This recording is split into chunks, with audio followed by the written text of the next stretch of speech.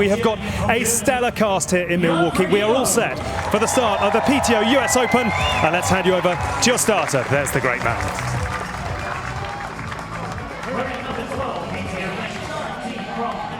On your marks. We are racing 100 kilometers of super fast swim bike run here in Milwaukee for the PTO US Open. Teal cap will be Jan Frodeno. There's Christian Blumenfeld. Oh, he's having to redo his cap. Jan is behind Christian Blumenfeld, but this is going to be interesting because they're going to have to really sprint to catch on to that front group. There might be a little bit of a pack forming right now. This will be interesting for Jan. As I said, he's going to have to pull down that swim skin and then pull up his race kit. And you see him wrestling with it in the background. I mean, I know he's practiced this a lot, but it's still really hard to get that suit on when your arms are wet, the suit's wet. These few moments here are going to be critical for Jan. You have those 4 men out right away. Mark Dubrick, I believe, is in that 5th position, trying to bridge up. And then we'll see what happens to Jan here. And these are the pictures of Jan Frodeno in transition. And as you predicted, Rennie, we spoke about it, he's really struggling there with his kits. Oh my goodness. Your hands are on your head. A veteran of 20 plus years racing, he was so busy trying to pull up his race kit, trying to get his arms in. He didn't even zip his suit up yet before he got on the bike. So he just forgot to take it off, and that was a costly error. And as I said, I think he's in no man's land right now. One interesting thing to note is that Frodeno was about 25-30 seconds down out of transition, so he did sort of lose a little time, and he's sort of in between. He's in no man's land. So whether he's had to push and try and get up to this group of right. 7, or whether he'll be swallowed up quickly by, it's around a minute behind for the second pack now. So, and as we mentioned, some very strong cyclists in that second pack, around a minute down. Grip it and rip it. Rennie, we've been seeing him do it for so long now. First man to win gold at the Olympics and the Ironman World Championships as well. Whenever you speak about Jan Frodeno, you need to put caps locks for his name. He is an outstanding athlete, and it's beautiful to have him with us here today. Obviously, he's pushed the sport forward. 3-time Ironman World Champion, as you mentioned, 2-time 70.3 World Champion, Olympic gold medalist. This man's done it all. Yeah. And he's 41 years old and still racing at the top level. I think his longevity is the thing that really is the most admirable. And to have that hunger for this long, I mean, he's got many other opportunities outside of the sport, but he says, he still has the fire. He still has the fire to keep racing, and you're seeing that right now. He's pushing. He's in this race. He's 3rd right now, and amongst the best in the world. Jan in Ibiza wouldn't have been able to go with this move, I don't think. So the talk that we heard leading into the race about Jan being back and Jan being fit, that there was a lot of talk about that from people in his camp and who know. We're seeing now that that's probably true, and he is in better shape than he was in Ibiza. And I think from here, very hard to see him not on the podium. I know that's a long prediction, but he's in the perfect position, as is Christian, obviously. Now, look, Jan Frodeno has 2 races left this year. This race at the PTO US Open and then the Ironman World Championships. Jan's known for his victories at the Ironman World Championships and the Olympics, but talking to him, he wants a PTO title because this is his last chance. And right. I think he sees how big these races are going to be in the future and wants to be able to look back and say, well, I did win one of them. So he will be disappointed if he can't do that before he retires. This is massive. You can't underestimate how big this is. Jan is dropping back. It's not a good sign. Jan Frodeno, if he's fit, if he's feeling 100%, he probably gets that, like he gets into that group with Mattis and Christian. He probably follows that move. He historically always has. He doesn't let the front of the race go unless he's forced to. And remember when Mattis come around Jan, we said it looked like he was working really hard. Clearly he was. Magnus is going to go around him. There's no way Magnus is going to want to take Jan with him. So I doubt that he's going to just go past him and, hold steady. I think he'll put in a move, and Jan's going to have to work really hard. So in 10 kilometres time from now, we'll know if Jan Frodeno can podium this race or not. If he can't go with Magnus here, this could be the race getting away from them. Jan's going to have to really put his head down here, and it's going to be really hard work for him to stay with Magnus Ditlev here. What we're seeing here on the screen is what I'm really fascinated by, though. Jan can't hold this wheel. He's not purposely letting that gap blow back. Magnus is probably holding a power that Jan never holds and probably can't hold, and he's going to do it for another 5 to 8 minutes. It's how Magnus makes his attacks. This is it's just a brutal way for Jan Frodeno to race today. I don't like how his race is playing out. I don't think it's good for him. He had to work really hard in the swim. There was a period where he nearly lost the feet in the swim, had to work hard to catch it back up. He then had to work really hard to hold on to Matthias on the bike. You could see how much he was hurting himself. And now he's having to do it again. He's having to put in another surge with Magnus here. I don't like this for Jan. And that's Jan Frodeno actually still, I believe, hanging on to Magnus. So the GOAT, don't count him out just yet. Yeah, I mean, that's just gritty racing. That's gritty racing from the greatest of all time. And he, as we said, that Magnus Ditlev is the strongest cyclist in this sport, and he is putting down big watts. And for Jan to be hanging in there, I mean, he's working very hard for it, and maybe he'll take it some out of him on the run. But yeah, this is just him just digging deep and, like, you know, just going for it, just putting everything in there and trying to hold on, because this will bridge him back up to the front if he can hang with Magnus, and then he still has a chance at the podium. He is racing very well here. He has his work cut out on the run, and he has had to burn some matches to stick. First of all, you know, in the swim, there was a little bit of a gap. He had to sort of bridge halfway through the swim there. And then on the bike, the start of the bike, he forgot to take his speed suit off. Even a veteran of the sport can make small mistakes, but forgot to take his speed suit off at the end there. Lost about 30 seconds to that front group.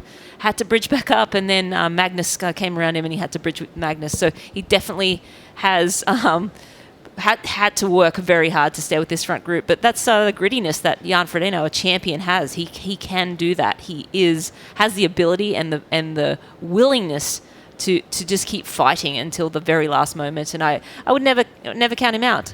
Are we seeing this gap open up to Jan here? Christian looks like he's managed to get back onto the front two in Matthias and Magnus. And Magnus looks like he has pushed pretty hard. Jan's back. I think that's probably about 200 metres at this point, which is the biggest gap we've seen from Jan all race. He let the first one drop back to about 120 metres, then caught it back up on the hill. He hasn't been able to do that here. It does look like Jan is now struggling. Here we see Jan Frodeno making his way back to the front of the race. This is because Magnus sat up. So Magnus sort of made the decision. We saw it when he was going up the climb on this last lap. He sat up, he looked around, he sort of zigzagged off to the right-hand side of the road, and you saw then it was a decision. I'm not getting away from these three. I'm not going to push hard anymore. I'm going to settle in. I've made my big attack. He's actually made 2 massive attacks throughout this race. So like keep his powder a little dry. He sort of just realised, hey, I'm not going to break these 2 here. I now have to back my run. So he sort of made a decision, okay, I'm going to test it a little bit. I'm confident in my run. And then he ultimately said, no, I have to back my run here. But do you think that was a mistake? Because now Frodeno's gotten back on, and so now it's back to a pack of 4, and now it's a four-way running race instead of 3. The question, Rini, is how hard has Jan had to work, and how is he feeling right now? Because I think we can now no doubt say that Jan's had to work the hardest, as he either just spewed or spat a little bit, had to work the hardest of these 4 we've seen on screen. Transition time now. They're getting ready for the dismounts. How key is it this is smooth? John, this is the most exciting part of triathlon for me.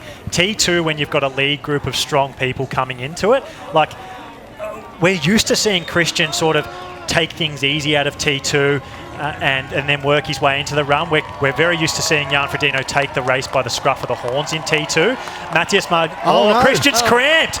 Not again. No way. Canada all over again. This happened to Christian, the exact same quad. Canada last year at the PTO Canadian Open. Suddenly this race is Magnus, Jan and Matthias's to lose. Jan looks good to me. I sort of expected Jan to look a little heavier and maybe a little bit more proppy through T2 there. He looks great. But we have Jan here running up into the shoulder of Magnus Ditlev. Matthias still leading out front, but here we go. Jan looks great. Like we talked about, like we have talked about the whole coverage, there was so much rumour going around the paddock that Jan Frodeno's run was back. Now, Jan has always won races like this. He's got where he needs to get into T2, that is with the lead group, maybe not always leading into there. He's got where he needs to get. He then establishes himself early in the run and takes over. This is typical Jan Frodeno, what we're seeing now. Very different to what we saw in Ibiza, where out of T2 he looked He looked cooked. And you could sort of tell, oh, this wasn't Jan's day.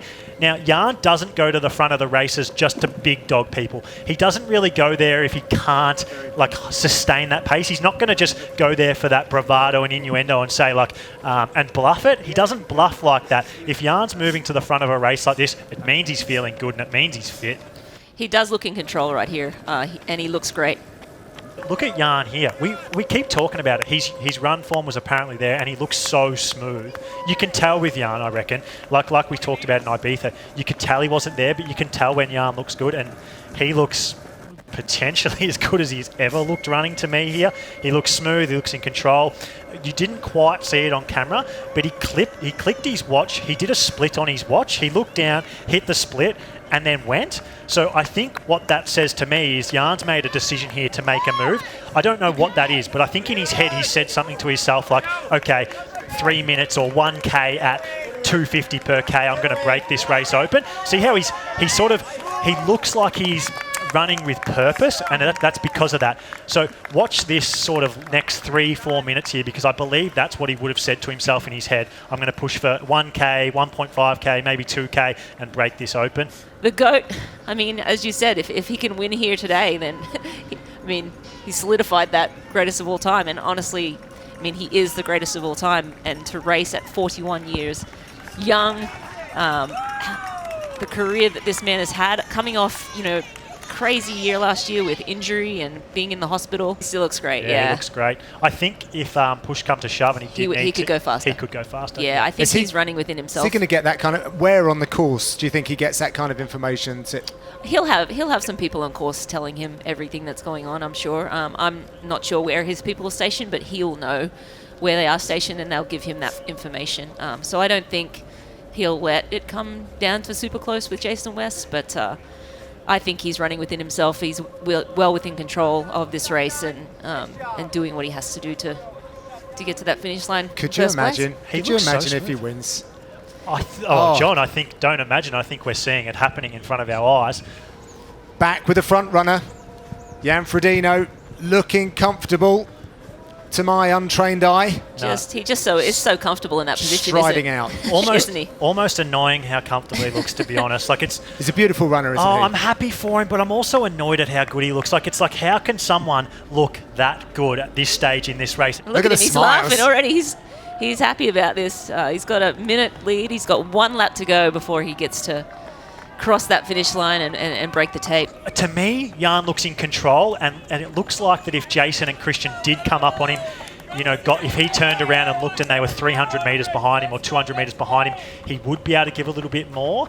He is sort of right in that bit of the path where he's just out of their line of sight. They can't quite see him, and he can't quite see them. But in about 200 metres, that changes, and when he turns his head, he will be able to see them. Olympic gold medalist, 5-time world champion. Talks about wanting to keep the fire alive. It is burning bright here in Milwaukee. There is no denying his motivation. The smile. I don't even think Jan knows those people. I think they were just some randoms cheering to him, and he's just feeling so great. Jan's now he's entering this state of euphoria of look at me. I'm the greatest of all time. Stop talking about Alistair Brownlee in the same sentence as me. I'm the greatest triathlete to ever live. This is a career-defining performance that cements him as the greatest of all time for me, and I think for everyone watching today, John. This is unbelievable stuff. Look at him. Jan Frodeno is coming down the blue carpet. What a moment it is for Jan Frodeno, the Olympic champion, multi-time world champion. He is about to add the PTO US Open to his very long list of credentials. What a performance. Wow. And what a man. The greatest of all time, Jan Frodeno, is about to cross the line and win the US Open. Congratulations, that man. John, this is insane what he's just done today. He's won all the biggest races in the world. He's won the Ironman World Championships 3 times, 2 times 70.3 world champion, Olympic champion. You can still see how much this means to him. Winning a PTO Open before he retires is It's everything. It ticks off everything. The PTO are here to stay. These PTO races are going to be bigger and bigger and bigger, and they are going to be talked about as the pinnacle of the sport. For Jan to have a PTO Open win on his resume, it's everything for when we reflect on his career in 5 years' time and talk about him as the greatest of all time.